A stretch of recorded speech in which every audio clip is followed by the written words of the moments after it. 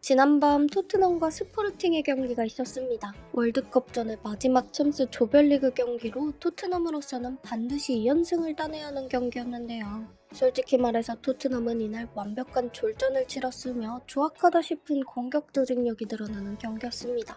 우선 스포르팅 원정에서 토트넘이 잘한 부분은 전반전 전방 압박 부분이라고 할 수 있었습니다. 토트넘은 이날 경기 초반부터 상당히 강력하게 전방 압박을 보여주는 모습들이 있었습니다.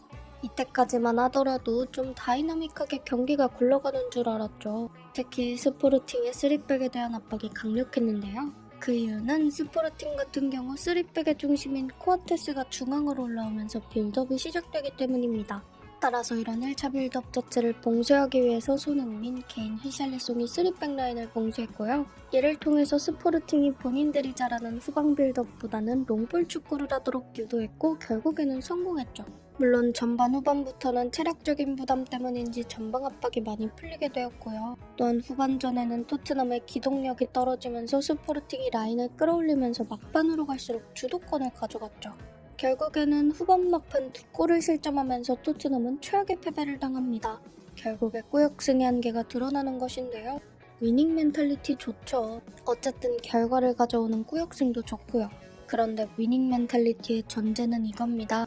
결국에는 대부분의 경기에서 좋은 경기력을 보여주다가 이기기 어렵거나 지고 있는 경기를 반전시키는 것.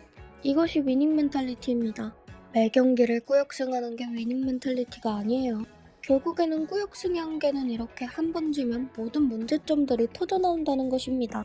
빌드업, 수비력, 조직력, 공격력. 이날 토트넘의 문제가 아닌 부분이 있었나요? 만약 하나라도 이겼다면 또 덮고 갈 수 있는 문제들이었는데요. 하지만 결국에는 챔스라는 무대는 그렇게 만만한 무대가 아니었고 뽀록나고 만 것입니다. 토트넘의 경기력에 대한 현실이죠. 솔직히 정말 오랫동안 토트넘의 경기를 봐왔고요.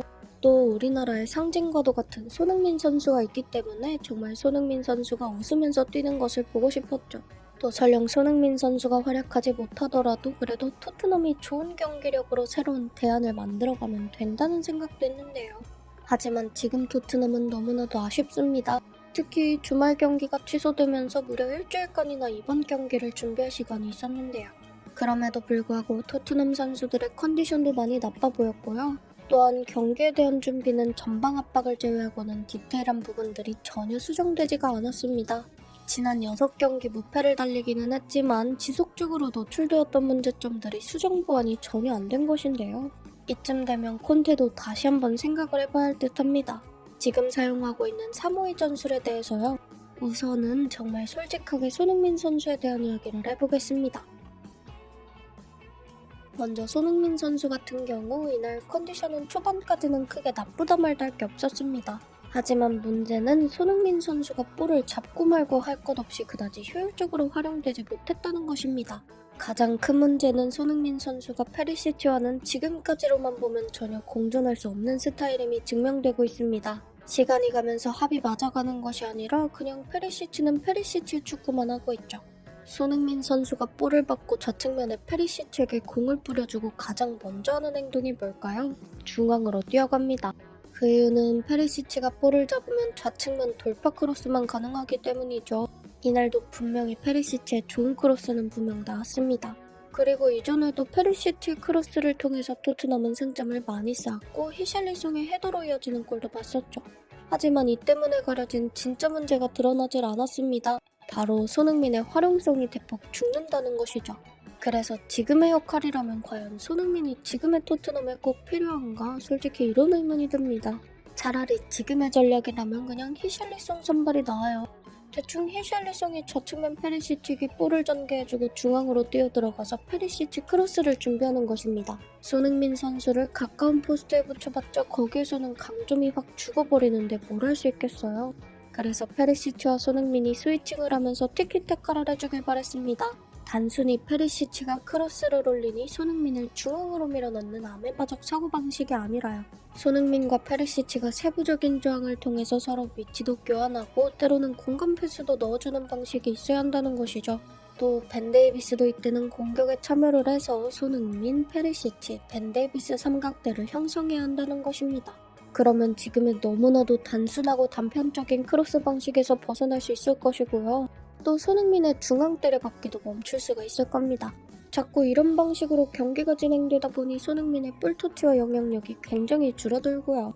헤더 경합이나 하러 가고 있으니 슈팅이 나올 리가 있나요? 이날은 케인이 2선으로 내려와서 볼을 뿌려주는 역할을 하려고 했었습니다. 하지만 문제는 일단 케인의 컨디션도 난장판이었고요. 패스 정확도 볼터치 다 굉장히 나빴다는 것이죠. 그럼에도 종종 전진 패스들이 나오고는 했었는데요. 문제는 손흥민, 케인, 히샬리송의 연결고리가 매우 약하다는 것입니다. 히샬리송은 이날 라인을 따라가는 전방 침투를 많이 했었는데요. 솔직히 이 역할은 그냥 이 역할에 특화된 손흥민 선수에게 맡기고요. 히샬리송은 몸빵 싸움이 되고 버텨주고 돌아설 수 있는 선수이니 케인과 손흥민 사이에서 공간을 벌어줘야 했었습니다. 그렇게 해서 손흥민이 뒷공간을 털면 거기에 패스를 넣어주거나 공간이 열리면 슈팅을 해야 했는데요. 손흥민과 히샬리송이 전부 전방으로 뛰어들어가니 케인과 간격이 더 벌어지게 되고요. 상대 수비가 그냥 쉽게 오프사이드 트랙이나 패스를 끊는 방식을 통해서 토트넘의 공격을 막아냈습니다. 케인이 공을 잡으면 패스가 전방으로 가겠구나 라는 것을 화면을 통해서도 너무나도 쉽게 짐작이 가는데요. 그러니 스포르팅도 데뷔하기가 너무 쉬웠습니다. 그리고 이게 참으로 오묘한 것이 히샬리송과 손흥민이라는 두 개의 선택지가 있다면 공격이 더 수월해야 합니다. 왜냐하면 케인에게는 두 가지의 선택지가 놓이는 셈이고 또 수비수들은 분산이 될 테니까요. 그런데 지금까지는 오히려 케인의 선택지가 늘어난 것이 더 헷갈리고 집중력을 떨어뜨리는 것 같습니다. 지금 케인은 우측에 로얄, 좌측에 페리시치, 그리고 전방에 히샬리송과 손흥민에게 패스를 뿌려주는데요. 선택지가 많아져서 공격력이 풍부해진 것이 아니라 오히려 선구처럼 날카로웠던 토트넘의 공격력이 뭉툭한 것처럼 넓어진 느낌이죠. 결국에는 케인이 패스를 뿌려줬을 때 거기에서 마무리 패스가 잘 나와야 하는데요. 이날 페리시치, 로얄은 최악 수준의 폼을 보여줬고요. 히샬리송은 아예 2대1 패스가 안 되는 모습이었고요.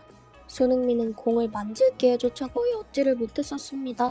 이러니 답도 안 나오는 상황이 된 것입니다. 지난 시즌과 이번 시즌 수비수들이 손흥민을 상대할 때 굉장히 달라진 부분이 있다면 무엇일까요? 바로 케인과 비슷한 방식으로 수비를 하고 있다는 것입니다. 적어도 지난 시즌 같은 경우 손흥민이 볼을 받을 때까지는 밀착 마크가 없다가 받은 이후 일정 구간에 가면 더블팀 수비가 붙었죠. 하지만 지금은 아예 전담 마크가 있어서 손흥민에게 패스가 가는 순간 미친듯이 수비가 붙습니다. 그리고 이때 강력하게 뒤에서 푸싱을 걸어서 손흥민이 바깥쪽으로 밀려나게 만들고요. 아예 돌아서지 못하도록 만듭니다. 이 문제 때문에 손흥민 선수는 볼을 받더라도 쉽게 돌아서지를 못하는 것인데요. 그래서 여기서 생기는 문제점이 손흥민 선수가 바로 백패스를 하거나 좌측에 페리시치에게 패스를 하게 된다는 것입니다. 백패스를 하면 당연히 반대로 방향 전환이 되면서 또 손흥민이 볼을 만질 기회가 사라지고요. 페리시치에게 볼이 가면 돌파 후 크로스이기 때문에 손흥민이 중앙으로 움직여야 합니다. 아주 단편적인 빌드업이고 선수들의 움직임이 얼마나 단편적인지 보여주는 부분입니다. 예를 들면 손흥민이 볼을 받는 순간 중원에서 볼을 받고 손흥민이 바로 돌아나가 돌파가 이루어지면 게임이 쉬울 겁니다. 이날도 그런 장면이 한 차례 나와서 위협적인 컵백형 크로스가 나왔었죠. 다만 딱 한 장면뿐이었고 그런 부분은 아예 나오질 않았습니다. 운에 기대하는 수준으로 손흥민이 앞으로 침투할 때 나오는 패스들이 없고 그 패스가 가능한 선수가 없다는 것도 함정입니다. 손흥민 선수는 이날 전반에만 5.9km를 뛰었습니다. 그런데 손흥민 선수는 거의 경기당 9.5km를 뛰는 선수로 많이 뛰는 유형의 선수가 아닙니다. 대신 폭발적인 스프린트를 순간순간 섞어가면서 상대를 흔들어 놓고 폭발력을 집중시키는 스타일이죠. 그런데 이날은 거의 전반에만 본인이 뛰어야 할 양의 거의 3분의 2 정도를 뛴 셈입니다. 그만큼 전방 압박도 많았고 수비적인 커버량도 많았죠. 이 부분은 페리시치가 나이가 있기 때문에 아무래도 앞으로 뛰쳐나간 뒤 커버가 느린 부분이 있어서 더 커지는 부분도 있고요. 어쨌거나 손흥민은 하드워커가 아닌데요. 그런데 하드워커의 방식으로 사용하다 보니 결국에는 정말 중요한 후반의 폭발적인 스프린트가 사라졌습니다. 보통 손흥민 선수는 상대의 수비가 집중력이 떨어지고 체력이 떨어진 후반 70분 이후 굉장히 위협적인 선수입니다. 그 이유는 그때까지 활동량을 잘 배분해두었다가 후반에 폭발시키는 형태로 사용할 줄 알기 때문이죠. 하지만 지금은 수비를 하고 커버하고 전방 압박을 하는데 그 에너지를 다 쏟아내고 있습니다. 그렇다 보니 후반에 가면 당연히 눈에 띄게 느려지고 활동량도 줄어들게 되는데요. 그러면 당연히 결말은 교체뿐입니다. 이렇게 사용할 바에야 차라리 히샬리송 선발로 쓰고 우측에 클로셉스키 기용이 맞습니다. 차라리 이 라인업은 헤더와 크로스의 더 강한 조합이기도 하고요. 후반에 손흥민이 교체로 들어와서 흔들어줄 만한 타이밍도 잴 수 있기 때문입니다. 차라리 에너지를 쏟으라고 한다면 후반에 상대 수비가 지쳤을 때 손흥민의 고속 스프린트를 마음껏 사용하는 것이 나은 것이죠. 그래서 정말 궁금해지는 것입니다. 지금처럼 손흥민이 본인의 장기와는 상관없는 움직임으로 많은 활동량을 쏟고 있는데요. 과연 손흥민이 현재 토트넘의 전술에서 선발 라인업으로서 꼭 필요한 선수인가가 거론될 수밖에 없는 것입니다. 손흥민을 갉아먹는 전술과 난잡한 조직력으로 인해서 쓸데없이 에너지를 낭비하는 경우가 급증하고 있기 때문이죠. 이번 시즌은 시원한 손흥민의 침투나 라인 브레이킹을 통해서 공격이 진행된 기억이 거의 없습니다. 이래서는 토트넘으로서도 손해고 손흥민으로서도 굉장히 손해라는 이야기밖에 할 수 없는데요. 문제는 토트넘이 손흥민을 살리려면 굉장히 세부적인 빌드업과 디테일이 필요한데 이게 되질 않고 있다는 점이죠. 페리시치도 중원에서는 벤탄쿠르와 호이비에르도 전혀 그런데 장점을 보여주고 있지 못하니까요. 그리고 스포르팅전에서는 케인마저 최악의 폼이었기 때문에 더더욱 빌드업의 문제는 심각해질 수밖에 없었습니다. 손흥민의 활용법은 단순히 손흥민을 위한